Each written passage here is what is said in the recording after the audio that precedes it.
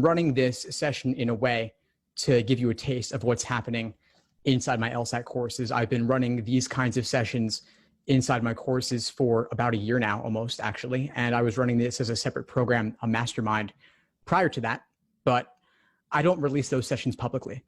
So this session that we're doing tonight is really a way for me to give you a taste of what's going on inside the course. And of course, to give you support around your biggest LSAT challenges, whatever is really holding you back. And so a few thoughts before we dive in. First off, I want to ask you this. What if the reason you're here isn't the reason you think? What if the question that brought you here tonight isn't really the question that you needed me to answer? What if it wasn't really the area where you needed support? So I just want you to take a moment to be open to that possibility that you could actually get a lot more out of this event tonight than you realize. I don't always answer the question being asked, and I look to delve deeper sometimes into what's truly holding you back. Now, we got a lot of folks on the call tonight. We're not going to be able to put everybody in the hot seat to get one-on-one coaching with me, but there are some other places to play as well. I firmly believe in learning by teaching. And so when somebody brings a challenge, when somebody brings a question, I want to invite you to unmute yourself and answer that question. You may know more than you think you do, and you can demonstrate your understanding not only to me or not only to each other, but also to yourself by teaching. And if you said something that was slightly off, I may gently correct you, but I want to give you the chance to play as well by inviting you to answer others' questions also. And if you're not in the hot seat, I want you to think about what would you respond to my questions? How might you answer those questions, and what kind of questions might you ask as follow-ups? Just imagine that space as a place to play here. But I'm not going to be answering questions directly, especially not something like tips or direct questions about things you could find the answers to on the LSAT Unplugged YouTube channel or the podcast or LSAT blog. This is not a direct Q&A. We're going deeper here, and I want us to have the kind of conversation that only you and I could have. As some examples here, I have published many, many coaching sessions on the YouTube channel, the podcast and such. You may have seen some of those already. A few places to play here. Again, not answering the question being asked. I had a student the other day asking me about logic games, asking about rule substitution questions when she was trying to do all the games in her head. And that's obviously a more fundamental issue. And so surface and specificity versus going deeper. Process over simply information, simple Q&A. Rule substitution questions, I've given my general take on those elsewhere already, but if through our conversation we could discover that you were doing things in your head and you weren't getting all the rules down properly, that's a much more fundamental issue. I had another student asking me about whether to do timed sections versus doing questions by type when they weren't properly reviewing the questions they were doing. So it's all good. Timed sections, questions by type, it's all useful. But if you're not reviewing them in depth, that's the more fundamental issue.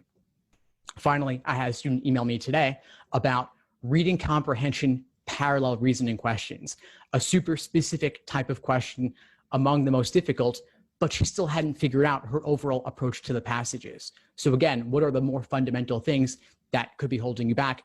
Let's play there. I also want you to think about the idea of what if your goals didn't represent your fullest potential? When students apply to work with me, I'll ask them what's their current score, what's their starting score, and what's their goal score. And whenever I see any goal score listed below 180, I want to push back on that. I never see any reason not to shoot for a 180. If you're committed to this process, I want you to give it your all. Now, obviously, not everybody's going to end up at 180. Fewer than 1% of test takers do. But that's a place to come from.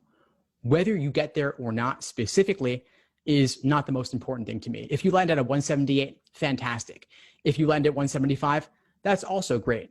And 170 may be enough for you. 165 may be enough for you. And if you have a 4.0 GPA, maybe the 160s or below is fine for you also, depending on your goals.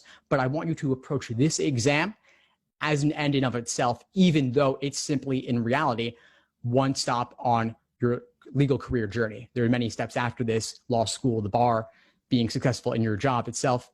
But I want you to take on this challenge of the LSAT like you're giving it your all. And so when a student says to me, what if I only do 2 games, or what if I only do 3 passages? that may be your approach and that may be fine for you, but that's not the place I work with my students. I work with students who are aiming to solve everything and really to aim for that 180, to give it their fullest effort and to aim for the highest potential possible. And finally, again, learning by teaching. What if you knew more than you thought you did? And what if you could actually support another student and develop your own understanding further by teaching others? So with that being said, let's play. I want to invite you to raise your hand. There's a raise hand function here in Zoom if you want to play and get in the hot seat and receive some coaching from me. And also, alternatively, type in the chat. So Brenna was quick. She was up first. All right, Brenna, let's play. Please unmute yourself and let's see where it goes. Hi, Steve. You were saying it's more of a deeper issue, and I think I don't have any specific questions. I can just speak to my own personal experience that I struggle with endurance, and I feel like I conflict with confidence is something that is the reason I feel like my score isn't where I wanted to be. And you were saying deeper issues, and I feel like that's something that inhibits me is the confidence and the endurance during the tests. And like I said, I think that's just reflected in my everyday life. And I'm just asking what your opinion on that is and how to approach that. That issue in life, but also with the LSAT, if that's okay, if I can ask that. Yeah, absolutely. Sure. Okay. So how long have you been at this for? I've been at this for 3 months now. Okay. How many hours per week? What have you done? So 3 hours a day, 3 to 4 hours a day. And I typically take a lot of section tests. And one thing I was recommending me is blind review, but I review what I missed and everything and try to figure out where I'm going wrong, logical reasoning, and then reading comp. I try to diagnose what I'm doing wrong. I feel like I've kind of realized I just speed read, and then logic games, it's more of a timing issue. But I just noticed with the trends in my score, my section test is just I do really well in the beginning, and then towards the end, I just start to do kind of bad because I feel like it's just an endurance issue and a lack of confidence, especially when I hit a hard bump. So I like I said, I just wanted like I said, this relates to my own personal life, and I'm just wondering if you have any advice for that issue with endurance and having confidence in that I could, I can score as high as I need to.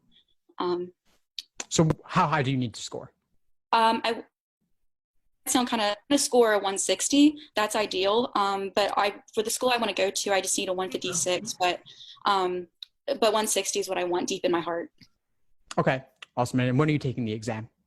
I'm taking it. So I have one in August 29th, and I have another in November. I'm taking.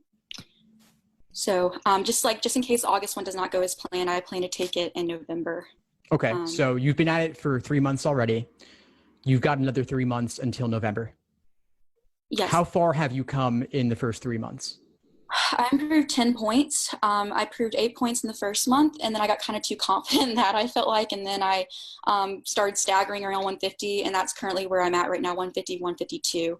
And it's just very discouraging, with just because I made so much gains in the first month with logic, some of the logical reasoning, but then I ended up getting, kind of going back, staggering around 150. Okay. Are you familiar with the idea of diminishing marginal returns? No, I'm not. Okay, so the idea basically is that with every additional point you gain, it becomes harder to gain the next point because you've already gotten the lowest hanging fruit. Okay. So the easiest gains come at the beginning with anything. And you have to put in a little bit more as you move forward in order to squeeze out more results. Okay. That's the idea here. So for 10 points in 3 months, it may take 4 or 5 months to get the next 10 points. Potentially. That's the idea. But also, you've gotten 10 points already. That's fantastic. Let's celebrate that. There are some people who've barely improved at all after 3 months. So let's celebrate where you've come already. Then let's look at what you may need to change going forward to get those next 10 points. Because what got you here may not get you there. But you're at the halfway mark right now as I see it. Because you've got August and you've got November as well. Yes, sir. You don't have to call me sir. You can just call me Steve. I'm a pretty casual guy. But you've got a few weeks until November. You've got about 3 weeks, right? Till August. 3 weeks till August. What would you need to do in the next 3 weeks until the August LSAT to feel good going into that, knowing that you still have November going forward? Honestly, I would like to average on my practice test around 154 is kind of what would get me confident for August, to be honest. And I feel like, and how do I approach to get there? Is that what you're saying? What plan do I have in place to get there? Is that what you're asking? what would you need to do over the next few weeks to feel good about August, knowing that November is in the future? And you said 154, right? You want to be practice test scores in the 154, right? Around What that I would range. what I would have to do feel confident be just kind of keep November in the back of my mind, but also just like study harder, but also study smarter. I feel like that's another way, because I feel like I've been, I put a lot of hours, but I feel like a lot of that time also, not gonna lie, has been a lot of planning, like saying like, oh, I hit this, like this, number in my raw score for the section. And I feel like I focus too much on that number than learning the material sometimes. So that's also an issue I didn't think about. So yeah. Now, where are your practice test scores right now? Still around 150, 151. Whereas in the highest average across all the section tests has been about a 156. But, endurance is an issue with the practice test. So I'm trying to do a full out practice test and get around a 155. Is Okay. kind of like where But why, by a full practice test, how many sections do you mean? LSAT flex type thing. Right. So three. Sections. Okay. Three. Just double checking that. Okay. So what I'll say is you're pretty close. 150, 151, 154.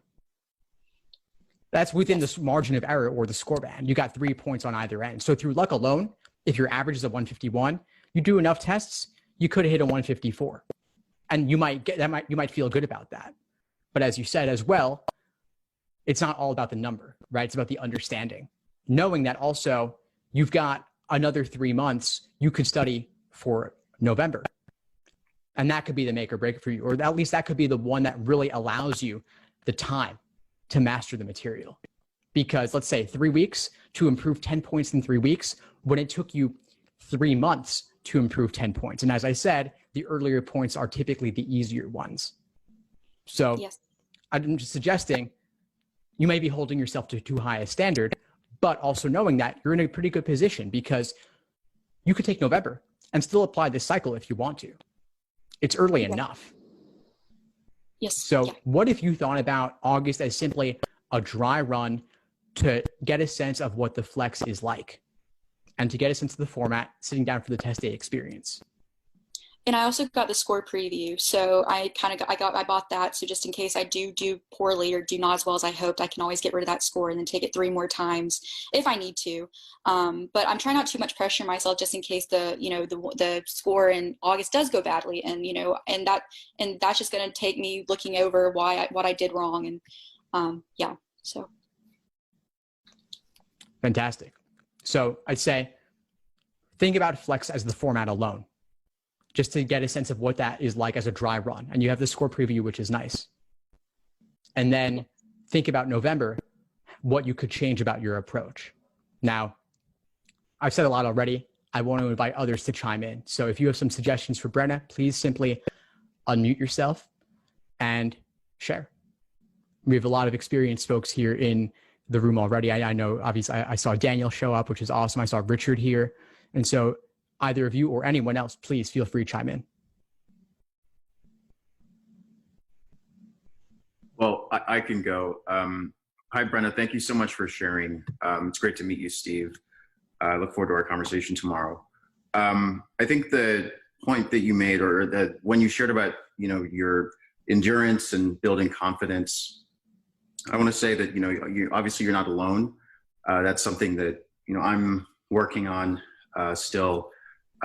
Especially since, I've improved over time, but especially initially there was a sense of, oh my goodness, like I'm finishing the sections maybe too slowly, or I'm always rushing at the end. I think that you kind of seem to already know, like, you have to master the material. And I definitely let go of obsessing over scores and just focused on learning what I need to learn, because I think that when you put the foundation in place, that will naturally, the confidence will emerge. Things will it'll almost become like a form of muscle memory, and you don't have to think about every little detail every single time.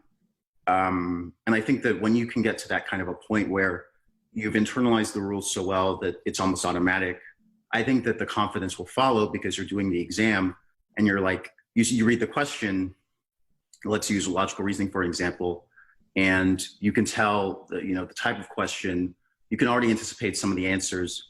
some of the false answers, some of the tricks they might use, what the correct answer might what it might look like for a necessary assumption. You know that, okay, I'm looking for a weaker language in the correct answer versus sufficient assumption where I might want stronger language in the correct answer. I think that kind of practice is just really what's going to help you build that confidence. But I definitely, I'm rooting for you, and thank you so much for sharing. Yeah, thank you for that. I was going to chime in if you didn't mind. Please. Unless you had something to extend on, Steve. But what I was going to say is, it's kind of fun to get into these big environments because a lot of us are in different places on the LSAT journey, if you will. And a lot of us have different goals. I mean, some of us are like, okay, hey, I'm the first in the family to go to law school. I need to get past this threshold. And other people are like, hey, I've got a high GPA, so I can maybe afford to, not match that energy or maybe have a little bit more comfort on the LSAT. But one thing is, LSAT really is just a bunch of folks who really know the LSAT inside and out. And they come up with questions to try and trick you based on what they've done before. But really, if it's just a situation where every question you get is a new opportunity to say, okay, what was LSAC thinking in this moment, and how are they trying to trip me up because they don't like us, they hate us with a burning passion, then it becomes a lot easier. Because what happens when you miss a question? Okay, you drill that question type for a little bit until you're confident in it.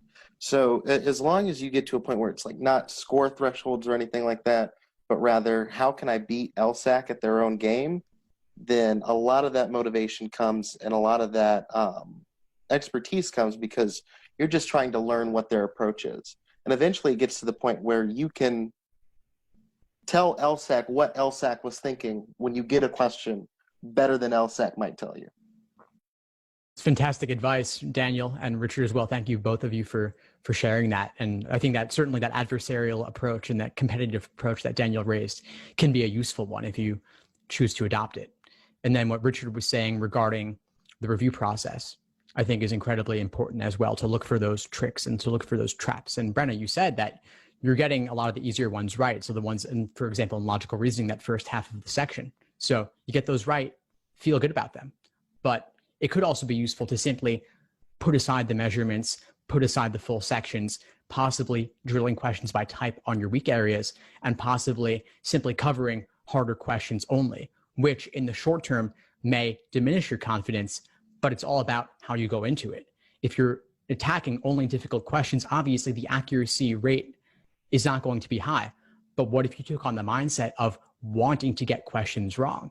I might say to students sometimes, I want you to get 50 questions wrong or 100 questions wrong before the next time we meet, so that you will get them wrong now, not later on test day, of course, and you will have the chance to review the things that you're most likely to have trouble with, so you can see uniquely which tricks and traps you're uniquely prone to falling for. If you're interested in some different ways to play with the review process, look up the Socratic review method. I have some videos on it on my channel where I go in depth on exactly what the questions you could be asking are, what they look like, and how you could engage in actually writing down your thoughts, writing down your own explanations, or talking it out with a friend or a study buddy, a coach or a tutor. That can really help you to deepen your understanding. How's all this strike you, Brenna? We've all shared a lot. It's honestly really opened my eyes a little bit. I'm not going to lie. Like, I've been sitting here just like focusing, listening. And especially one thing the second guy said, he said that just trying to just learn the material. Both of them said that, like trying to learn the material, don't so focus so much on the numbers, and just really, I don't want to take up too much time, but just aim for, and you were also saying, look at more difficult questions to kind of help you with accuracy and everything. But I think just like approaching it, like I want to beat the LSAT test makers at their game is kind of approach I should take, instead of just trying to focus on the statistical analysis of my progress. So thank you so much, Steve. Fantastic. And thanks to Richard and Daniel as well. So Brenna, I'm going to leave you here because I think you got your key insight, but I thank you for sharing. All right, let's see. Kendall, you want to play? Sure, I'll play. Fantastic. All right. So what brought you here tonight? What's your biggest challenge? So I'm kind of in a weird position. So I just took the July Lsat, having studied for a year prior to it. I scored a 159. I typically get around a 166 when I'm doing a practice test. Was shooting for 170s hopefully when I was studying. But now I'm kind of I don't know if it was the fact that it was a stressful day that messed it up. I don't get to see my scores because it was a non-disclosed. So kind of had to regroup for the October one, and kind of knowing that the logical reasoning is the section that if I'm going to mess up on is typically the one that I do, kind of just trying to schedule kind of a new study plan to fix those areas. Sure. Okay, so what would your default be if we didn't have this call tonight and you've got about 2 months until October? What would you be doing? I'd probably be going to Khan Academy and picking one kind of each question section that they have and trying to work through them and see which ones I'm actually screwing up on the most and trying to do that, and then just taking a bunch more practice tests just to kind of get the nerves out if that's what it was. Okay, and so what don't you like about that approach? It seems too similar to what I was already doing. So what do you think is missing then? I think that's why I'm kind of here. I'm a little bit lost with it. I was kind of freaked out by how that test went just because I can't see what I did. I don't know if it was just a bad day. So that kind of causes a lot more anxiety about it than normally being okay, you screwed up on this section and this was the section that you messed up on the most, because then it's easier to go and say, okay, I need to fix that. But in this situation, it's more, okay, I don't know what I did. I don't know, what I kind of need to work on more. Because to be honest, if I look at kind of what I typically miss versus what I typically get right in logical reasoning, it kind of is, I've found more depends on the question itself rather than the type. I'll just miss some rather than others. So Yeah, it's not always about question types. Sometimes you get things wrong just because they're difficult. Right. Beyond a certain point, once you've got the fundamentals down, you may not always have a particular weak area, or you may get more flaw questions wrong because there are a lot of them to get wrong, not because you have a particular weak area in flaw questions. Now, it's obviously also frustrating when tests are undisclosed because you can't see your results. You can't know what you got right or what you got wrong. And obviously after a few weeks, everything's kind of hazy anyway. So in the absence of that, how might you determine your weak areas without that disclosed exam? I think again back to just going to Khan Academy and going through their sections that are specific types and seeing, kind of comparing them and seeing if I'm messing up more than others. I don't really have an idea after that. Yeah, I mean, you could use analytics from a place like Khan Academy. You could do another timed exam or two. Right. A timed exam that you do today is also a decent sample. I mean, it's one exam, just like the test that you took. The official one was also just one exam. So it's obviously limited in sample size. So you could do 5 if you wanted to, and then average and see where you stand, and then see where are there any trends, if any. But as you said, also, question type analysis is only one piece of the puzzle. It could be the method of reasoning in a stimulus. Right. So in the absence of trends with regard to question type, what if you just took a handful of exams and reviewed them in depth? What if you did 1 or 2 a week between now and October? I think that would probably help, because doing more in general typically gives you at least something to look at and kind of more confidence in knowing something about it. I think my issue is the fact that I just don't know what I was messing up on. So probably good. Is there anything missing from that approach for you? I mean, there's always the option of it being, they are random. So if it doesn't have the kind of question I was messing up on, there might be some discrepancy to what I would end up focusing on. So, perhaps. Yeah. I mean, if you do 2 a week, though, you'll be covering a decent number. Maybe evaluate the argument questions only come up once in a blue moon, so you won't encounter too many of those, but they're also quite rare anyway. And the good news is that for a question type like that, again, it's not all about question type, first of all. So methods of reasoning span a wide variety of question types. And that one in particular straddles the line between strengthen and weaken. So if you do strengthen and weaken, you'll get better at evaluate at the same time. Yeah. I want to invite others to chime in on this. Study plans for October. Imagine a lot of you are taking October. So curious to hear other thoughts from what others are doing. I'm not taking mine in October. I think my plan is going to be to take mine maybe February. It gives me enough time to study again. I took mine in July, and I was thinking, hey, I'm doing good. I was doing good on the logic games, studying wise, and self-preparing, doing good on the logical reasoning. But my biggest challenge was reading comp. Like, I know that comes so easy for everybody else, but that's the toughest part for me. And I'm just, I know that my last score was really low. It was 139. But I know that once I get the reading comp where it should be, I know I'll get 170 or even higher. And I'm not just saying that. I'm actually, because like I said, the logic games for me were pretty simple. And then the logical reasoning was really simple. I think I just had a few problems with understanding, what is the apparent discrepancy in certain ones and pick that one, which one explains it. But as far as reading comp, even when I'm slowing it down and trying to, just figure it out and see what the test taker is saying or what, how to beat the test taker or the test maker, I just completely bomb it. I hear you, Billy. I want to keep the focus on Kendall here for now. We might get to you later. But do you have any advice for Kendall about a study plan for October? What's worked well for you? I would say slowing it down to where, you're kind of breaking it piece by piece. Like, let's say you're taking apart an engine and you just, piece by piece of what's bothering. Like with me, with the logic games, what makes it so easy is just by, not just working through it, but seeing why did I get this wrong and why did I get it right.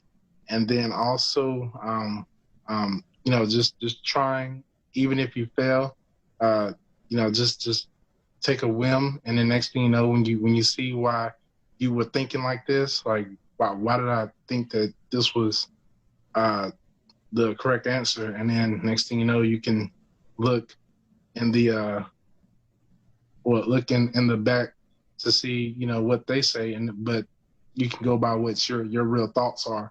And it helps a lot for me. Thanks, Billy. Yeah, two things I want to pull out from there for you, Kendall. One is the idea of reviewing in depth, really looking to analyze where your misunderstanding comes from and look up the Socratic review method again for more on that. The second thing is breaking it down piece by piece. So I said, I would suggest for you, if you have the time, 2 timed exams per week, along with detailed review of those exams. What might be missing from this is if there are certain weak areas you notice, like let's say you're not coming across evaluate the argument questions and that's stressing you out. Well, there aren't that many of them, so it's not that big a deal. But if they're stressing you out, then spend time on them. Take an hour or two and go through a handful of them. There really have only been a handful of them ever, so wouldn't be that much work to go through a bunch, and then you would have that one crossed off your list. How does that feel to you? Good plan. Thank you. Yeah, of course. Any other questions or challenges for you tonight?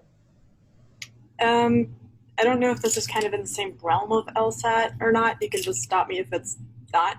Do you guys talk about like how to start choosing law schools? Because I have an Excel spreadsheet of like ranking and their requirements for LSAT and GPA, but when people talk about writing for a personal statement and how you're supposed to include those schools, specifically why you're looking at those schools, I kind of get confused if you're not really sure of an area of law that you want to go into yet. You don't have to know a particular area of law. Right.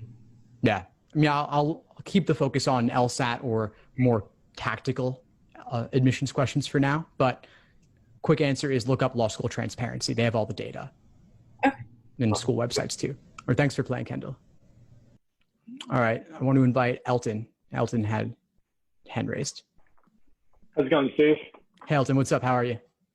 I'm good. So my biggest challenge right now, I would say, section-wise would probably be reading comprehension. I'm more I come from a communication studies background, so I'm more like analytical. So I like to like really take my time and definitely context or with the text. So therefore, like, you know, the rush feeling kind of like has been a challenge for me. And then LR sometimes is also a challenge too, because usually I just have a timing problem. Like I'm always like struggling to get to the last 5 questions. And so I'm often left to guessing for the last 5. So usually ballpark hitting around like 6 or 7, but sometimes I'll like do way better depending how well my guessing is, or I'll do way worse if my guessing is horrible. So really my question is right now, should I be taking my time and like slowing down, like really trying to like work on my foundations, or, you know, since I am taking like the August test, should I kind of just brute force it and like maybe with like enough tests taken, I'll be able to like get my score up where I want it to be? Which approach seems more likely to you to work?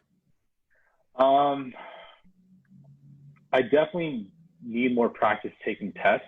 I've only taken like 2 practice tests so far, and I was planning to take on 2 next week and 2 the following week.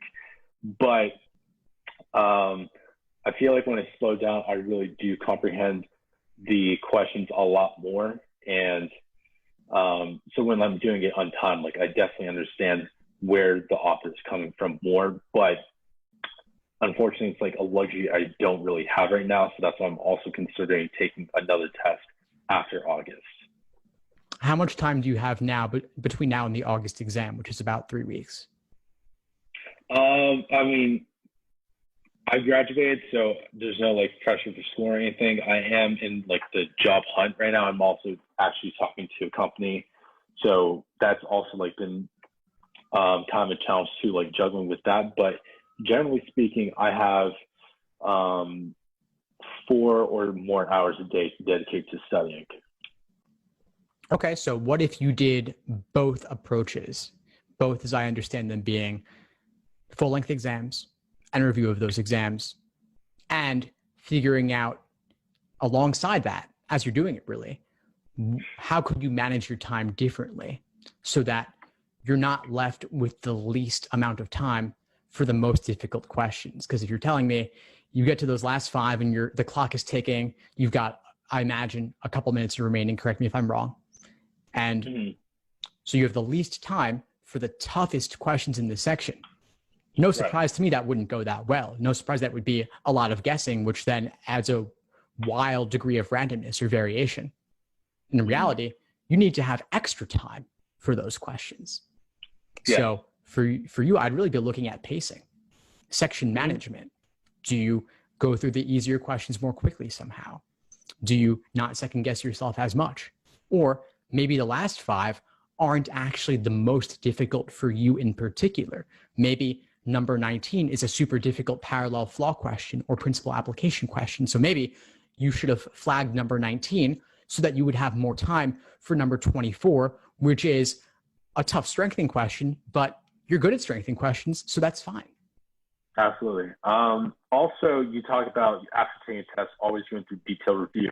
Do you recommend doing that on the day of the test, like give yourself like a couple hour break and then going back later that day? Or would you recommend, you know, giving yourself the rest of the day off and then going back the next day and then potentially doing the detailed review then? How do you feel after doing a full exam being 3 sections for the flex, about 2 hours? For the flex, I feel a lot less tired. When I do 4 or 5, I'm definitely more exhausted. And at that point, I definitely probably wouldn't be able to do one. But after 3, if I give myself like a little bit of a break, maybe go for a bike ride or like just a walk outside, feel a little more freshened, take a quick power nap. I'm not saying like I'm at 100%, but I'm definitely capable of probably doing it. Okay. And when are you doing 4 or 5 sections, if at all? That was before I knew the tests were going to be flex. I did 1. So my first practice test I did a 4 section. And the second one I just did a couple days ago was a 3 section. All right. Well, good news is August is flex. Flex is 3 sections. 4 and 5 section exams are no longer relevant to you for August. And let's be honest, October and November probably not relevant for that Probably, either, yeah. because those are going to be flex 2. So Okay. 3 sections, you feel good. After that, you feel okay. It's not totally exhausting you. If you feel up to reviewing, then review then. As long as your memory is fresh of what you were thinking in the moment, that's fine. Okay. And sorry, I don't mean to take much more time, but No, be last selfish. question. This is for you. Thank you. For reading comprehension, I definitely really struggle with the science passages often. I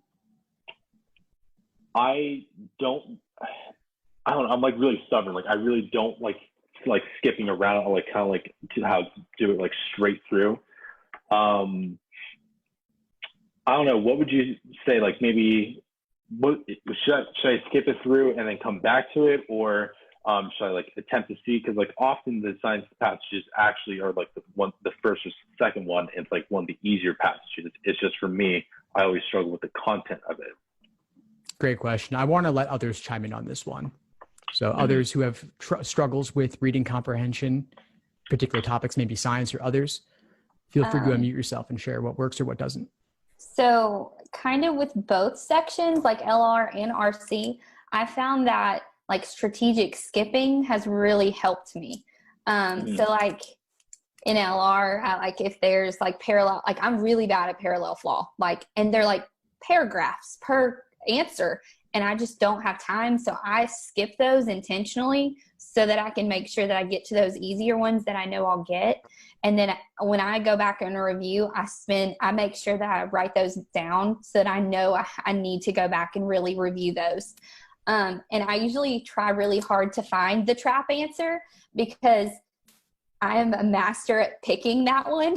So I try really hard to kind of find that one first. So I know like, oh, that's it. I'm not going to pick that one. But with RC, so I'm usually good with science. It's the stupid law ones that I struggle with, which is super ironic because that's what we're trying to do.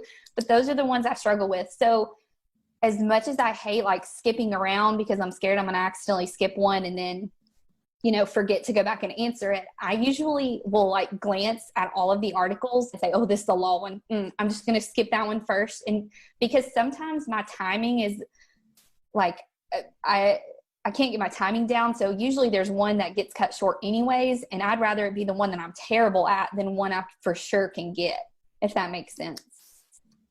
Because I don't want to lose points on something I could have answered. I just didn't have enough time for it. Yeah, absolutely. Fantastic. Thank you for sharing that, Brittany. Others have thoughts to share around reading comp approach? Hi. So I actually struggle with the science a lot as well because that was not at all what I majored in. And I found that if I actually focus less on the detail of those, I get them better, because usually like they ask you maybe 1 or 2 questions about like a term or the concept in there, and most of them you can get if you just focus instead on like the overall structure of it. Like, okay, we have a traditional view, and then there was like new evidence, and then now like it's different, or like now we don't know which like theory to look at, or now maybe we're agreeing with the new theory. And if I've gone through that and instead of those, because sometimes I'll like highlight a little bit, for those I'll just highlight nothing except maybe like the key term they're talking about, and try to just go through it a lot faster, just to read through once and just look at the overall structure. I do a lot better because you spend more time trying to figure it out, and like if you're not good with it, you're not going to figure it out, and it's just going to confuse you more.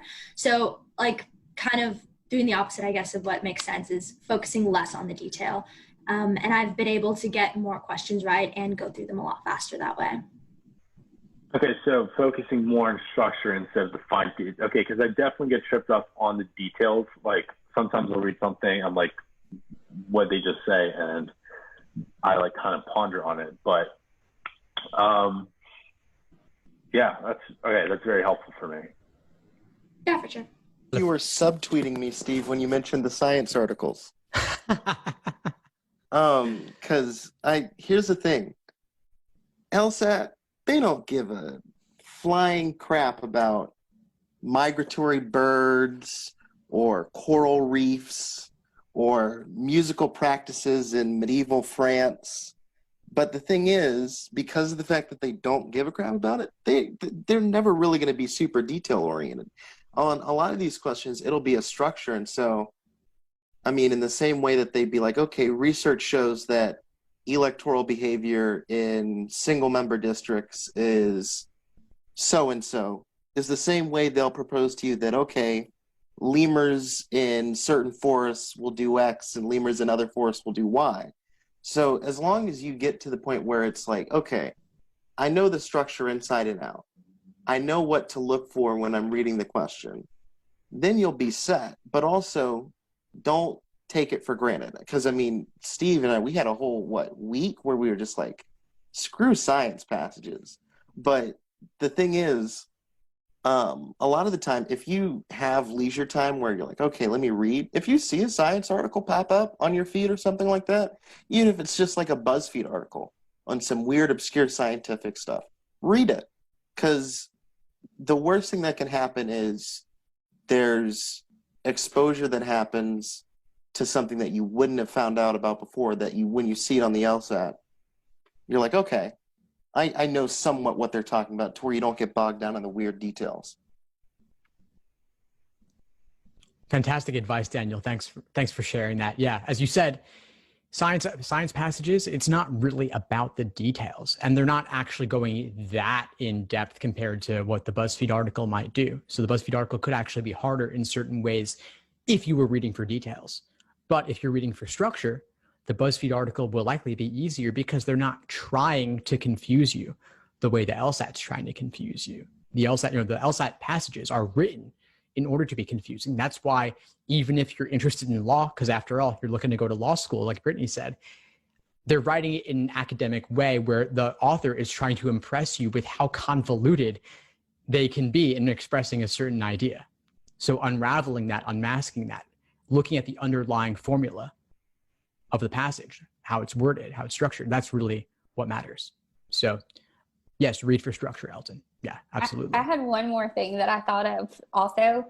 So what kind of, this is going to sound kind of silly, but I found that when I'm doing reading comprehension, I tell myself that it's really exciting. And I'm like, this is awesome. This is like a huge thing that I'm learning. And like, I try to tell myself, like, this is not the stupidest thing I've ever read in my life. Like, this is going to make me so much smarter. And like, it's like a mental battle with myself, like going into it, like being super positive.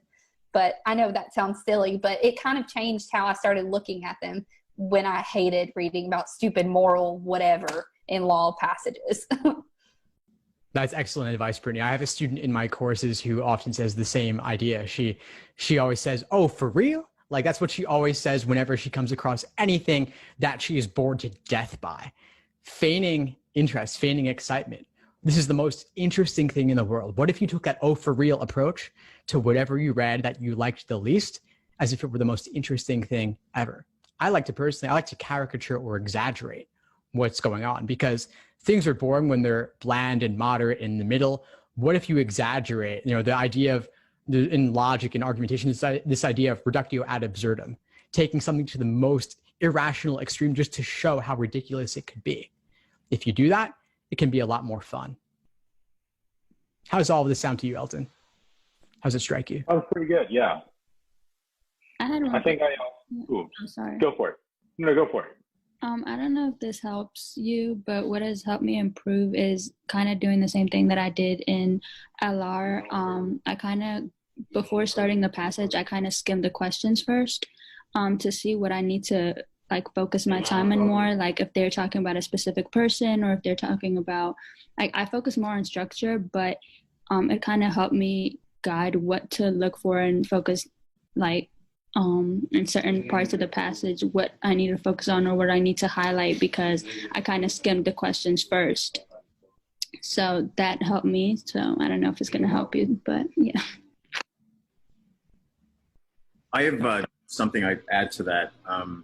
In addition to looking at structure, like Miriam and other folks have said, I think one thing that's helped me, because even though I love to read, but there's some passages where I'm just like, what? And I love reading, but I try to find the main point, quickly find the main point of every paragraph. And so I will, in my notes, I know Steve says that, you don't want to get too bogged down in like the underlining and stuff, but I will try to at least find the main point of different parts of the text so that I can at least have a sense of the overall flow of how each paragraph relates to the one before it. Why are they saying X, Y, and Z? Are they starting with an introduction of a general overview? Are they mentioning critics in the beginning? Are they mentioning critics in the middle? Like, what does the author believe? I think that helps basically distill each paragraph into one sentence, because I would argue that each one basically could be. And then when it comes to answering questions, as other folks have mentioned, there are some that are really just gimmies, like, how is this word used? You want to read around the word, the sentence that it's in, maybe a couple sentences before and after to get a sense of the context. Main point, you should be able to do well. I think if you've read through and you can identify what's supporting evidence and then what's like bigger picture stuff. But as has already been stated, you don't want to get too bogged down in the details. I would even argue that sometimes passages that are more interesting can actually be a challenge too, because I'm reading, like I think Daniel mentioned lemurs. I love animals, so if I'm reading about lemurs and evolution or something, like, oh, this is kind of cool. Like, how did they evolve different behavioral? And then I'm like, wait, that's not what this is about. Like, I'm not supposed to be. This is an Animal Planet. I'm doing a test. So I think either way, like, sure, boring stuff can be challenging, but even stuff you like can be challenging because you might get sucked in. So I think focus on the main point, focus on structure, and just be mindful of time. I think could be helpful. Can I add on to Richard? Sure, please. So I do the exact same thing Richard does, and then I kind of make it a game of when you read that paragraph and you know that they said that paragraph for whatever reason, whatever that main point was, if you can think of how someone's going to ask you a question about that main point and how they're going to trick you with the information around the main point, it helps you kind of remember that paragraph as well as kind of where it is. Because if you could kind of be like, okay, I'm reading this passage, that's where they're going to ask me about this, and this is where they're going to ask me about this. If you start to do that, because when I started to do that, I started noticing like you'll get better at realizing what they're probably going to ask you, and then you can kind of prepare for it. And then you also have kind of a linear pathway of knowing, and it keeps you engaged. So kind of branching into a game format with the main point eventually will kind of help streamline you when you get to the questions, I found, at least. That's cool. Thank you for sharing that, Kendall. And Elton, I just want to call out here that we've gotten more engagement on this question than any other. Folks have shared a wide variety of different ideas and strategies and tactics, both on video here as well as in the chat. Actually, the chat's been blowing up too with a lot of ideas as well. So rather than calling out any one specific idea, I just want to invite you to consider that there's a lot of room to play here, things you may not have tried out yet, lots of room to experiment. And actually, I taught a reading comprehension masterclass on review inside the course a couple of weeks ago. And the big takeaway, if I could give you one big takeaway from that, was the idea that there are lots of different ways you could approach passages. And so whatever you're considering, try a handful one way, a handful another way.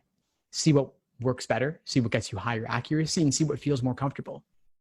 Obviously, with August in particular, there may not be a ton of time to experiment, but you mentioned, I believe, you were open to potentially retaking in the future as well. And so if that is the case, then you may have lots more time to experiment with it as well. How are you feeling about everything? I feel pretty good. I'm probably actually gonna do one more like set after this. Maybe try some of those. Last thing I do, like, because I've heard like different perspectives on this. When it comes to taking notes, I personally don't like the highlighters that they give me online. I like to use the scratch paper that they give me. The debate is whether like I should like write a note after each paragraph, or I should kind of like, train my retention rate. And so therefore like wait until I complete the whole passage and then use the bullet points for each paragraph. So I kind of like, I've tried both. I'm more leaning towards like, writing after each paragraph, just so that way I don't forget. And like, I'm not like sitting there like thinking, oh man, like what did I just say? And like, wait like 10 seconds. Cause like every second is like really precious to me.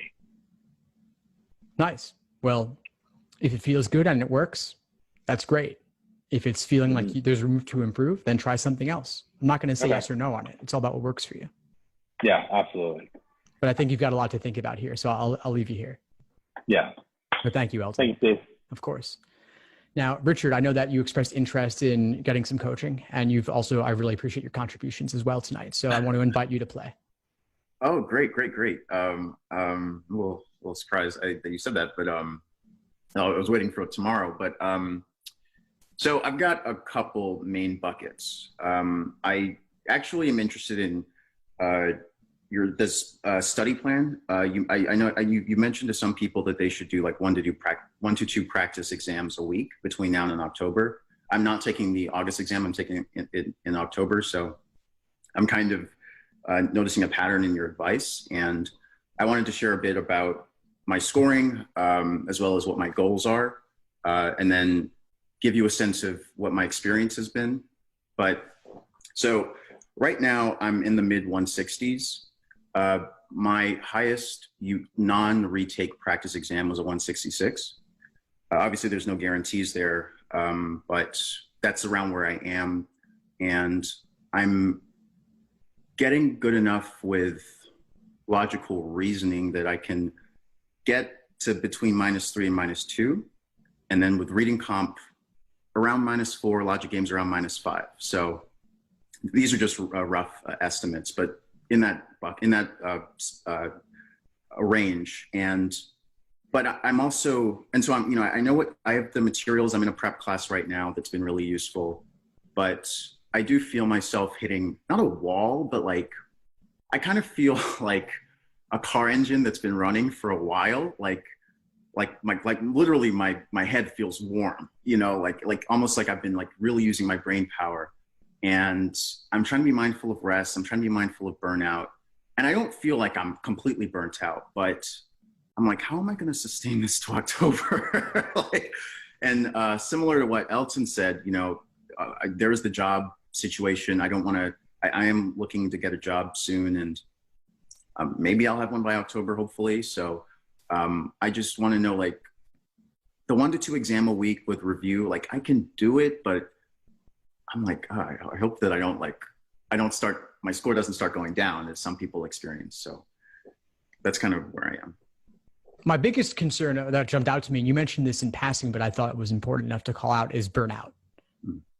You mentioned the car engine feeling kind of warm, like you've been doing a lot already. Yeah. And your scores are pretty good. Obviously, we're looking for 180. There's always room to improve. Right. And you've noted some weak areas potentially. Mm. So my question would be, where in your foundation do you feel you might be lacking, if anywhere? And by foundation, what do you mean? Basic approach, the fundamentals. Yeah, fundamentals. Honestly, so I think that I'm pretty good.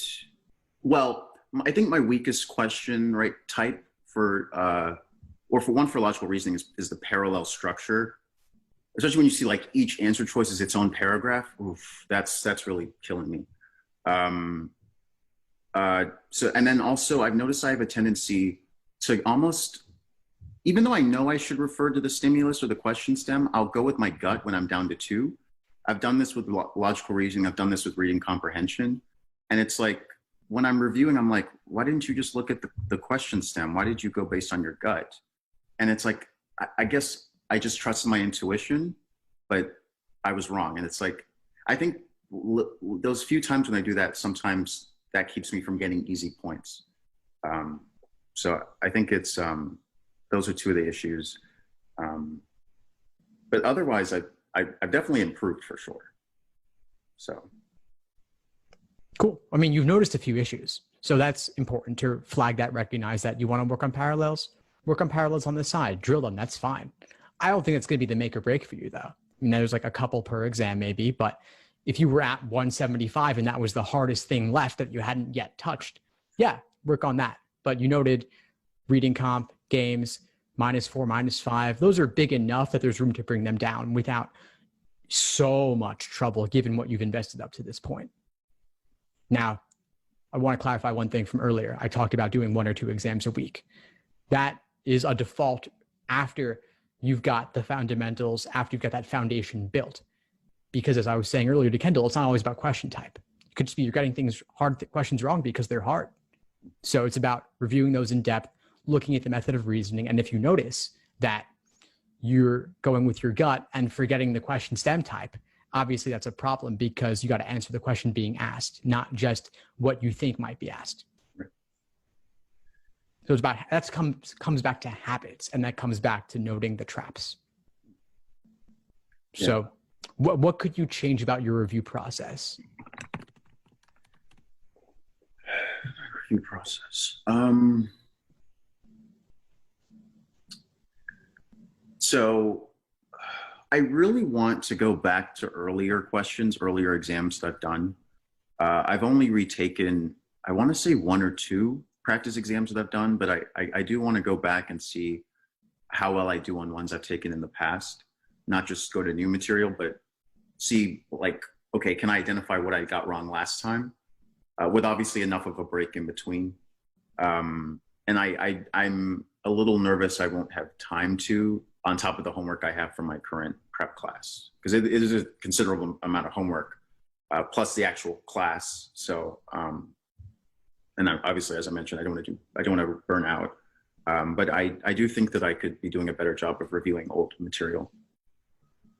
Do you think that review of older material would be more useful to you than homework assignments from a class? That's a good question. I don't know. It's worth thinking about. Yeah. Okay. It's worth thinking about. Now, you've been very generous in sharing advice for others and insights for others. So I want to invite others to share any reflections for you. So folks, feel free to unmute yourself and share advice for Richard, if anything comes to mind.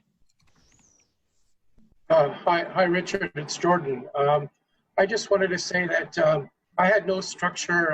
I'm using Steve's his study plan because I'm just bouncing around, not knowing what to start on, what to go to. I'm just finding, and I was supposed to write in June and July, but I didn't want to take the flex. I want to actually do it in class. So I've been using his study plan. Otherwise, I'm on Khan Academy, or I'm on the Lsat books, or I don't have any, like, I don't know what to go to study first or to study second. I get boggled down with time as well. So I'm just basically learning the information first, and then I'll work on timing myself. I don't know if that'll help you, but it's helped me. That's all I have to say, Steve. All right. Thank you, Jordan. Thank you for sharing, Jordan. I appreciate that. All right. Other reflections or thoughts for Richard?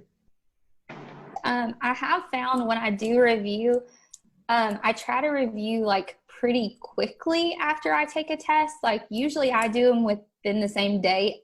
I usually don't do my review the next day because I want to remember my thought process. Sometimes I don't remember like, oh, why did I pick C? Like I can't remember. And so I need to know like what my thought process was so that I don't do it again, if that makes sense. Like I need to make sure that I'm correcting it, but if I can't remember it, I can't correct it. And I'm just going to pick the same wrong answer again. So yeah, I would take them quick. I would do your review soon after you take it. Okay. Thank you. Thank you, Brittany. Yeah. So big takeaway I would leave you with is just the importance of review and the idea of being deliberate about what you choose to work on. And as you said, Richard, I know we have a call scheduled for tomorrow where we'll go deeper, but I want to leave off here for now. Sure. No, thank you all. Thank you so much. Well, thank you, Richard. All right. So I know there were a few other hands raised. I don't know if we'll get to everyone, but I'm willing to keep going if you all are. So Christian, what's going on for you? Hi, Steve. My biggest challenge has been that I started studying maybe 2 months ago, and I did a prep course, and I had a score increase of around 19 points into the 173. I got a 1 score there, but after having that score, the next practice tests have really been going down, especially in reading comprehension. Having from the -5 in the 173 all the way to -11, which has bring it down to the 163s to 165. And and that has really scared me. And also sometimes I have been maybe committing 2 or 3 mistakes in the logic games after having multiple sections with 0 mistakes. So I'm a little scared that I'm going backwards, and I haven't studied that much to be having a burn down already. So I know that is not the problem. Maybe it's a problem in fundamentals, or I don't know what it is. So if you could give me any advice on how to prepare. I'm taking the test in August at the end of this month, and after having that score that I didn't even expect, and then seeing how I'm going backward, it's a little scary. So I don't know if you have any thoughts on that. Yeah, sure. Where are the wrong answers coming from? Which sections, which question types? Are there any trends? Yes, so I can give you the comparison. When I got the 173, it was -1 in logical reasoning, -0 in logic games, and -5 in reading comprehension. And now I am doing around -2 or -3 in logical reasoning, -3 to -1 in logic games, and -11 to -9 in reading comprehension. Sounds like a pretty clear trend to me. Yes. Reading comp. So how are you currently approaching reading comp? Well, so I started to take a lot of notes, and I saw the trend going down. So what I've been trying to do lately is take less notes, highlight when I see a change of view or their turning, however, and that has been improving a bit, but I'm still concerned if I'm doing the right approach. Of what I'm doing is I'm taking the prep test, and I'm reading over them and doing the exercises, sometimes on time and sometimes with time. And timing doesn't seem to be the problem. I don't know if it's the language barrier that sometimes it hits me a little, especially in reading comprehension, or if it's just that I'm overthinking, knowing that now I'm having 11 questions wrong, and before I had 5 or 6. I hear you. Yeah. So there's the mental game of knowing what happened before and having that potentially impact you. So there's a focus that one needs to develop to the task at hand. So how you get there, a variety of ways, topic for another day. I want to ask you though, in the meantime, we talked quite a bit about reading comp earlier with Elton. So I want to ask you, what was your biggest takeaway from that conversation? Well, first, as someone said, I don't remember, sorry for that, but sometimes enjoying too much of the passage was bad for me because I really like law, and when I was enjoying those type of passages, I find that I was having a lot of mistakes because I wasn't focusing on the structure anymore. And I see that's really important, just reading for structure. And that was my main takeaway, the structure part, because sometimes I just try to read it and get the main points, but it's just a weird thing. I change in how to approach the reading comprehension, and what I'm trying to do now is stick to just read it, highlight, and try to make a structure in my mind so I can go and tackle every question. So it sounds like you already have a sense of what needs to change. Yes. And if you could change one thing after this call, what would it be about your approach going forward? Right now, I don't know, because with Elton, they gave me so many advices that I'm trying to process which one I think is going to be better for me. But especially that, just trying to forget a little about the wording and the convoluted reasonings and vocabulary that they do, and focuses more on a structure.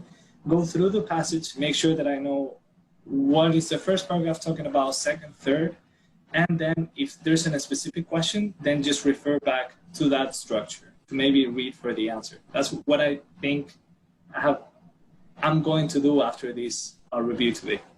Excellent. All right, so for you, for Elton, for anyone else listening who struggles with reading comp, we've thrown out a ton of ideas tonight about different potential approaches.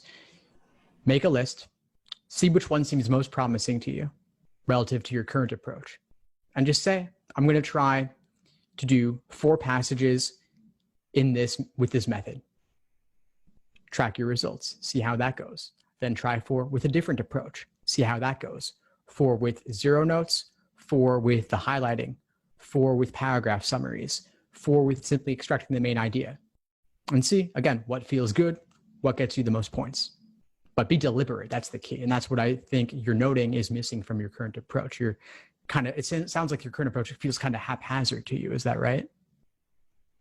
Yes, that has been, the more I think I take notes and I focus more on just doing a lot of things to make sure I get the passage and all the understanding, the less I think I'm focusing on actually understanding the passage. Yeah. So to me, it sounds like you know what you need to do. Yes, actually, after Elton got all those advices, it was great. Half of my problems were already done. But yes, and with that trend of just going a little down or missing a little more questions in both logic games and logic reasoning, do you recommend to just continue doing practice tests and then reviewing, of course, to make sure that I can, that when it comes down to the day of the test, I am less likely to commit those mistakes? After you've built a foundation in the different sections, that is the thing to do. But you take the exams and you review. The review is actually the biggest, most important aspect of taking those exams. Obviously, simulating test day is important, and getting used to pacing and endurance is important. But the review is often neglected. That's the R in laser: learning, accuracy, sections, exams, review, the framework underlying my study plans. So review is the key. Socratic review method, implement that. So it's not just taking exams and checking your answers or checking the answer key. It's actually engaging in a detailed system of inquiry to figure out what tripped you up and what was holding you back, what was tempting about the wrong answer, and what was discouraging or unappealing about the right answer. And that applies to all sections, most notably really in reasoning and reading comp. Games is a little bit different, of course, but that's a conversation for another day. Okay, thank you. That was it, but thank you for your help. Oh, thank you, Christian. I want to invite Danielle. Hi, Steve. Hi, everyone. Hey, Danielle, what's going on for you?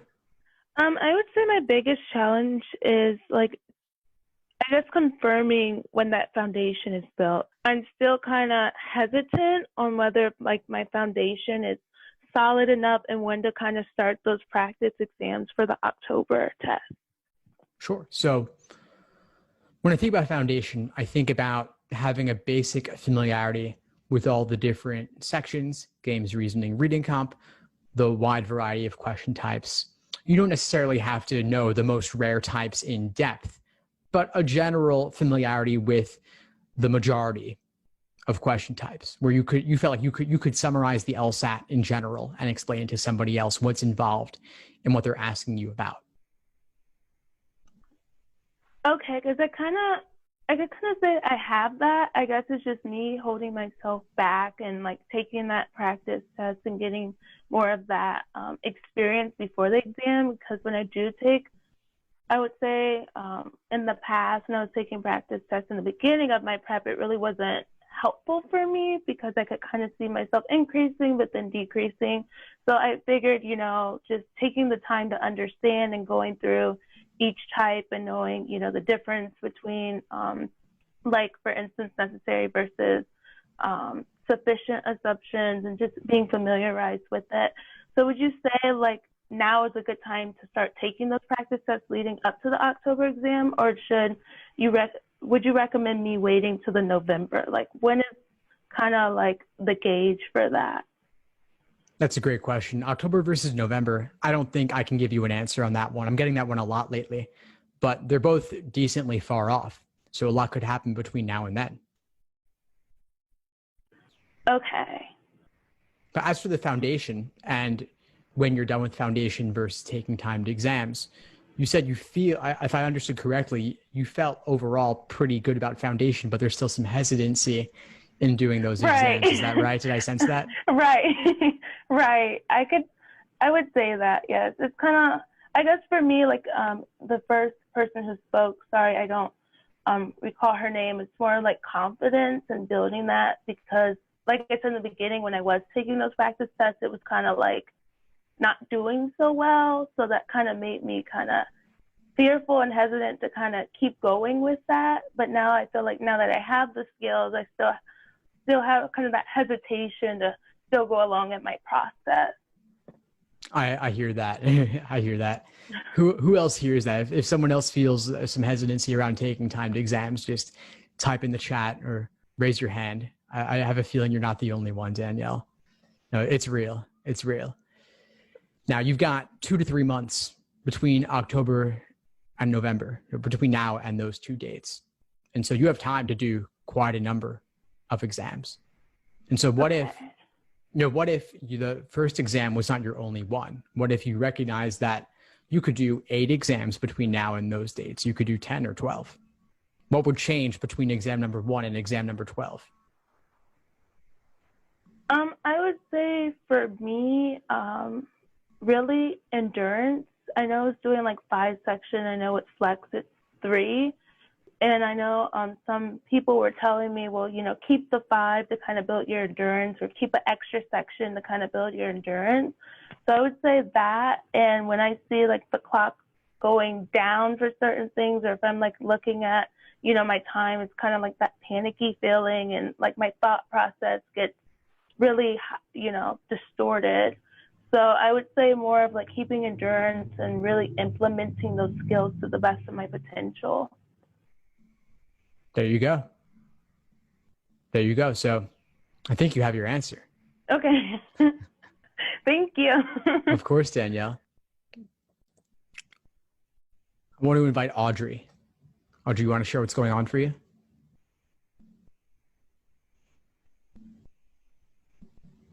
Hi. Hey, Audrey, what's going on? What's happening?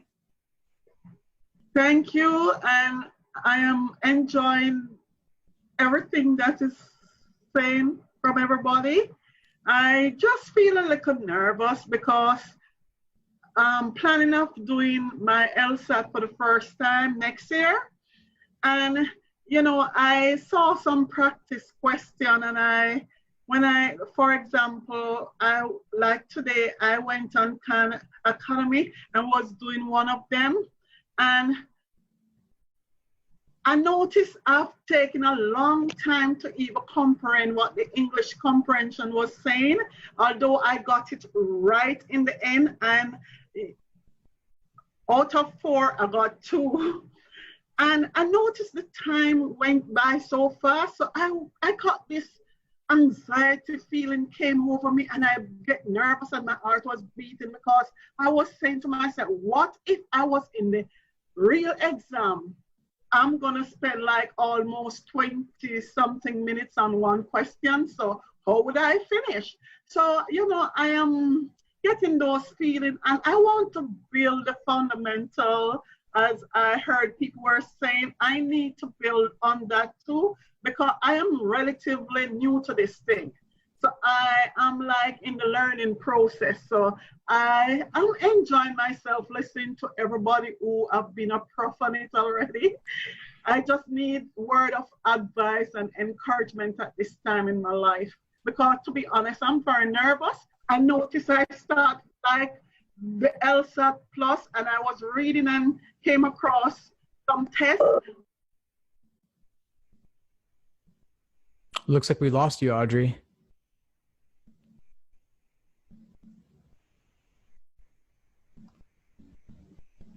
Looks like Audrey may have lost her connection here. Hopefully she'll be able to rejoin us. My biggest thing for Audrey would be, and I'll relay this to her later, is she said that she's just starting off. So timing doesn't need to happen yet. Building that foundation first. Timing comes later.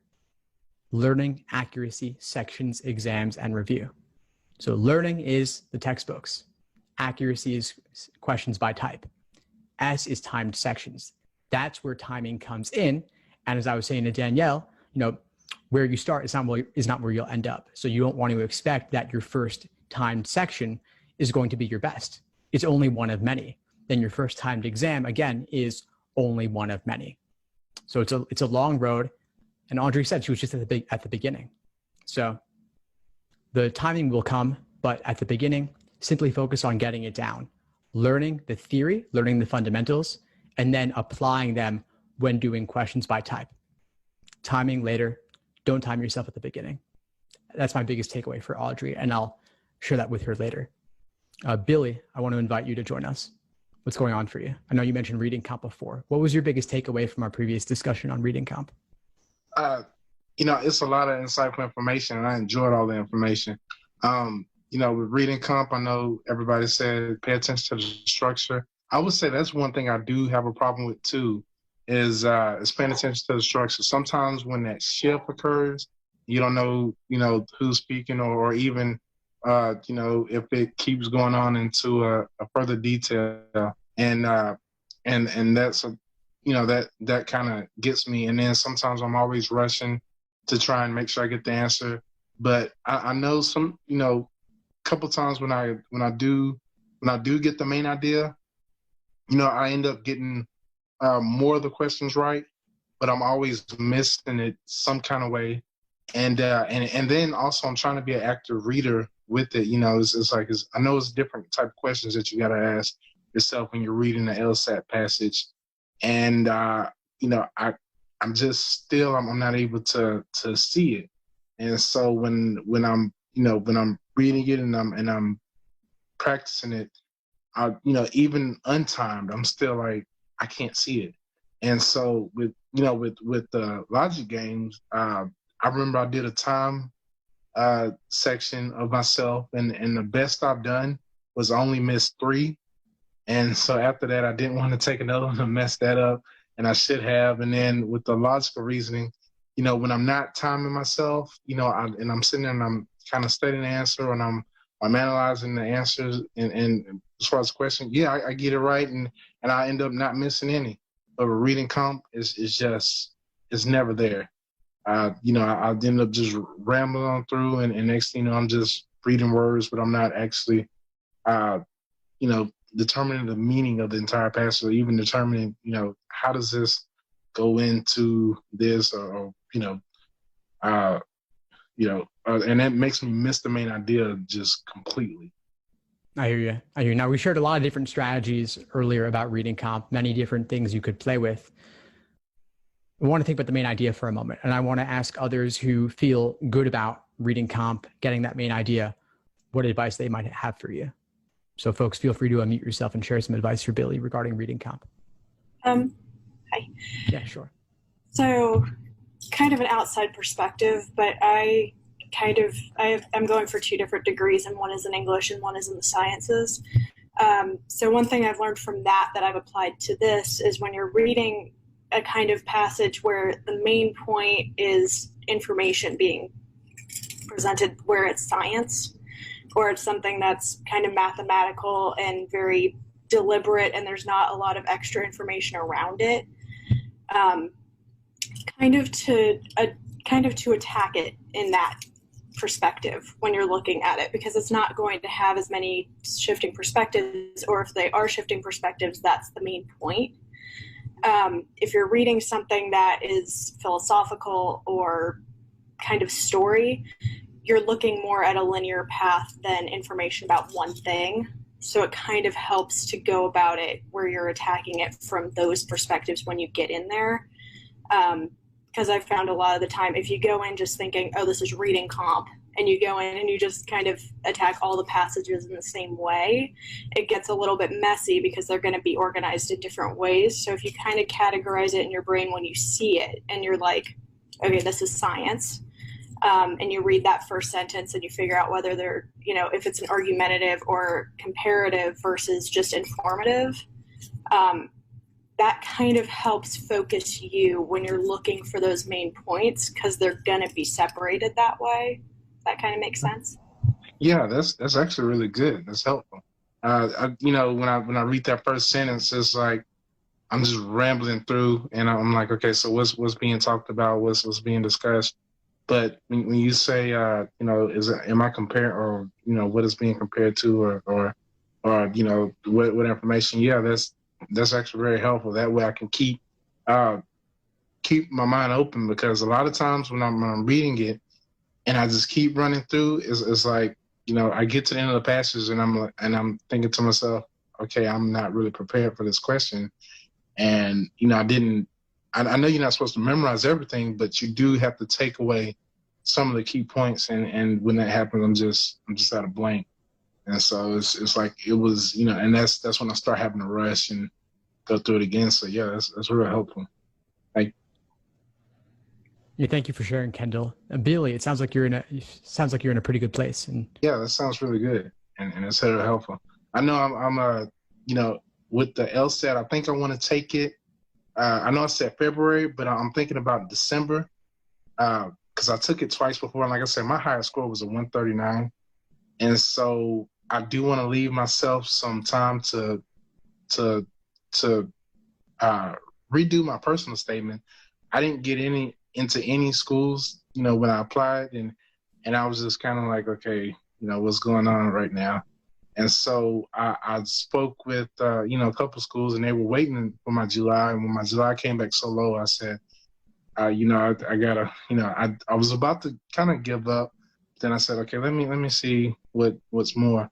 I took it also in September, and I remember the grocery store game that they brought up. I was at a blank. I mean, I sat there and I was looking at it. I mean, I hadn't done any reading or over the logical games, but I remember that game stumped me because it seems to me it was a really tough game because it had two different components. But, like I said, reading comp, I know once I get reading comp, I know my score will go from 139 to 170 or 175. And I gotta, I'm more that type of person that's competitive to where, if I'm, let's say if I'm playing a sport, I'm going to try and get that best score just for personal best. But with this LSAT is when I stopped at that logical game, when I only got 3 wrong, I shouldn't have stopped. I should have tried to keep going. I just didn't want to, mess it up because I was like, okay, that's my best score. And then, okay, I'm going to stop there. But, I got to keep going on that too. Yeah, I sense your dedication. On this. And so I invite everyone to add that level of commitment to this, where August LSAT's just 3 weeks away. That may not be enough time to reach the fullest potential, but good news is there's more LSATs just around the corner. October LSAT's about a month later. November's approximately a month or so after that. Then there's January, there's February. The LSAT's nearly every single month. And so you can always retake. Law schools don't average multiple scores. They only take the highest. And so, Bill, you said you're giving it several months. I applaud you for that because that will maximize your opportunity to reach that potential. And then I also, I guess I kind of feel silly about saying that I do want to get into either Harvard, Cornell, or maybe Yale. But I would rather go to Harvard or Cornell more than Yale because Cornell seems like, they're really helpful. And in Harvard, I went to one of their info sessions. When I was sitting there, I was kind of talking to the people, to the different candidates, and they were talking about the scores, and I kind of backed away because I was like, well, I don't want to tell my score because it's not a Harvard score. But, when they rejected me, I said, okay, well, I need to go over and see what is it? Why haven't I gotten into the school? And so now that's my plan to see if I can get in there. And so I want to. You're giving it your all. I love it. I'll leave you here, Billy, for now, and encourage you. Yeah, try out that new reading comp approach. You got some good advice from Kendall there. Thanks for playing. All right, folks. So we've been going at it for a while here. I appreciate you all showing up so powerfully and giving it your all, being open to new ideas, new challenges, and also to all of you who shared advice and insights for others as well. A couple of big takeaways I want to leave you with here. First off is the importance of review. For next steps, look up the Socratic review method. Secondly, we talked a lot about reading comp tonight. Trying out and experimenting with different reading comp approaches. There's no one perfect way, but I will say that I find the less complicated approaches tend to work better. So don't feel the need to over-optimize or put together too many different structures around what your approach looks like. Sometimes keeping it simple can work better, but play with it. Again, folks, I'm here for you. If you ever need anything, feel free to reach out. You can always contact me via email directly or DM on Facebook, Instagram, and such. Have a great night, and I will run more sessions like this in the future. So stay tuned for more, and everyone be well. Good night, all. Thanks for tuning into the show. Please subscribe if you haven't done so already to be notified of new episodes as I release them, and feel free to reach out if you need anything at all as you move forward with your prep. I'm happy to help however I can. In the meantime, I wish you all the best and take care.